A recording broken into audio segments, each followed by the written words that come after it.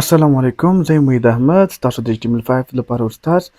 دا د HTML5 دریمه ویډیو ده. په تیره ویډیو کې دویمه ویډیو کې موږ تاسو ته د HTML5 د پی ټیګ، پیراګراف او د هیډینګ ټیګز چې کوم دي د باره کې زده کړه درکړه. تاسو زموږ تیره ویډیو وګورئ د لپاره. نن به راځو اوس د HTML5 کې کوم کمنټ چې موږ څنګه لیکلی شو، کمنټ څنګه استفاده کوو، څه دپاره یې کاروو، او همداسې به لاین بریک په نوم یو ټیګ دی، بي آر ټیګ او ایچ آر ټیګ هوریزونټل لاین دپاره چې هغه موږ څنګه کارولی شو، ولې کاروو. اول موږ راځو کمنټ دپاره.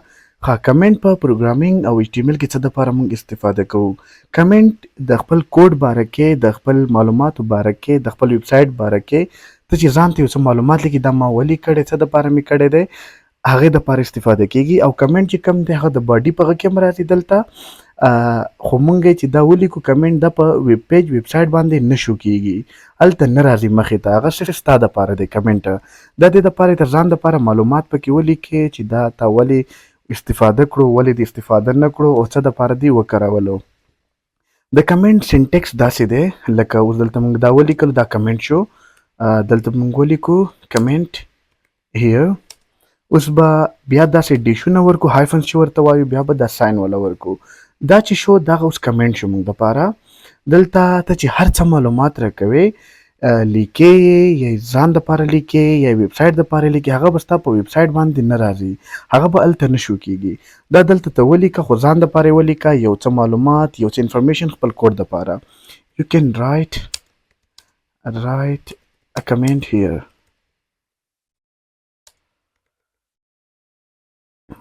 دا اوس ما کنټرول پلس A کړو، دا مې ثبت کړلو. اوس دا وګوره، دا معلومات ما لیکلي دي، خو دا مې ونه لیکلو. اوس به زه راځم، دا به زه تاسو ته اوس خلاص کړم چې د انډیکس ډاټ HTML کوم موږ کړی و، انډیکس پیج دا دی. دا دلته وګورئ، کمنټ چې کوم موږ ولیکلو هغه رانغلو. هلته موږ لیکلي you can write a comment here. د دې پاسه تاسو دلته کتلی شئ، د دې H1 ټیګ نه مو لاندې لیکلي یو، د پیراګراف پاسه مو لیکلي یو دلته، خو هغه رانغلو. ولې چې هغه موږ کمنټ لیکلی و، هغه صرف موږ ځان دپاره دی، د خپل معلوماتو دپاره مو دی. دا خو کمنټ چې د کمنټ سینټیکس داسې دی، دا نشان دی، بیا دلته اکسکلیمیشن مارک چې ورته وایي دا دی، او بیا هایفنز دي، او بیا دوه هایفنز دي، او د بل ګریټر دین ساین دی. اوس لاین بریک څه ته وایي. لاین بریک همیشه تاسو په HTML کې وګورئ، لکه زه اوس دلته دا ولیکمه، داسې راکوز کمه، دلته ثبت کمه، کنټرول پر S سره مې وکړلو، سیو مې کړو، خو چې دلته اوس زه د کوډ ریفریش کوم، دا لاندې نه راځي. دلته تاسو کتلی شئ د ویب پیج نه بعد چې کوم HTML can be written، دا وګورئ دلته ما هلته لاندې کړی دی، خو دا لاندې نه راځي. دا ولې چې په HTML کې که ته لاندې خپله څومره سپیس ورکوې، هغه هلته په ویب سایټ کې نه راځي، ویب پیج باندې نه راځي. د پر HTML خپل ټیګ لري، هغې ته ویلی کېږي بي آر ټیګ.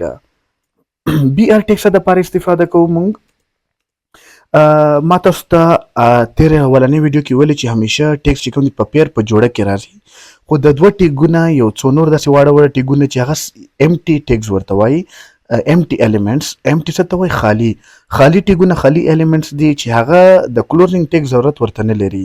یو څلور پنځه داسې دي، نور هر ټیګ چې کوم دی په جوړه کې راځي.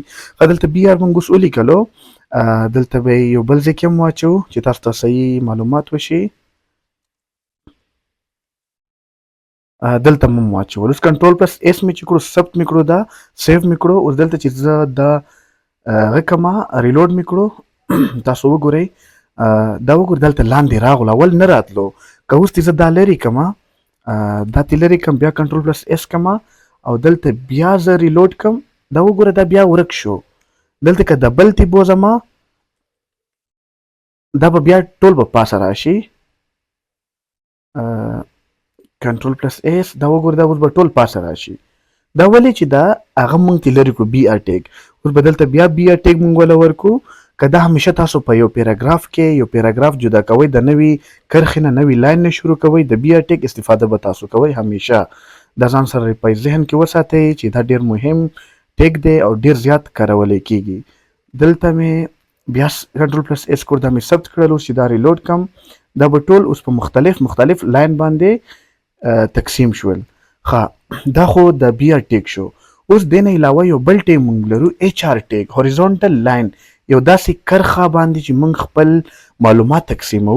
لکه یو څه معلومات موږ ورکړل، همیشه یو بلې صفحې نه یا همیشه په ماشومتوب کې موږ ډېر کړي یو کرښه به موږ راکاږله چې هغه کرښه موږ دې دپاره به وکړله چې دلته موږ معلوم شي دلته یو نوی ټاپک، یو نوی سوال، یو نوی څه شروع شو. د جدا کېدلو دپاره ټاپکونو موږ ایچ آر ټیګ استفاده کوو.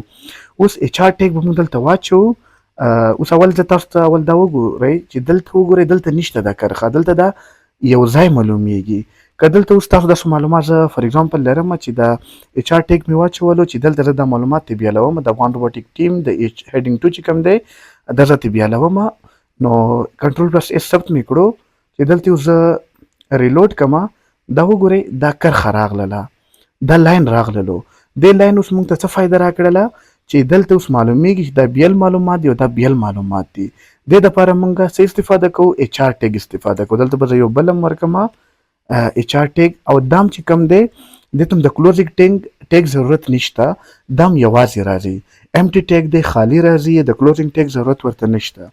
او چې دلته زه ریلوډ کم، دا وګوره دلته هم لاین راغله، دلته هم کرښه راغله. نن موږ څه وویل؟ موږ کمنټ زده کړو، موږ د بي آر لاین بریک ټیګ چې ورته وایي هغه مو زده کړو، موږ ایچ آر ټیګ هوریزونټل لاین دپاره زده کړو. دغې زده کړه مو وکړله. دلته موږ کمنټ کې لیکلی هم شو چې بي آر ټیګ څه ته وایي؟ لاین بریک دپاره. ایچ آر ټیګ څه ته وایي؟ هوریزونټل لاین ټیګ. دې دپاره موږ دا استفاده په کمنټ کې مو لیکل، دا به په ویب سایټ کې نه راځي. دا وګورئ دلته دا معلومات رانغلل، هغه کمنټ د ځان دپاره موږ معلومات ولیکل چې موږ د یاده نه وځي. ښه دا خو وشول. اوس دلته دا د نن ویډیو ختمه شوله. را روانه ویډیو کې موږ تاسو ته د ایچ ټي ایم ایل لیست وایو چې لیستونه موږ څنګه جوړوو او څو قسمه لیستونه دي.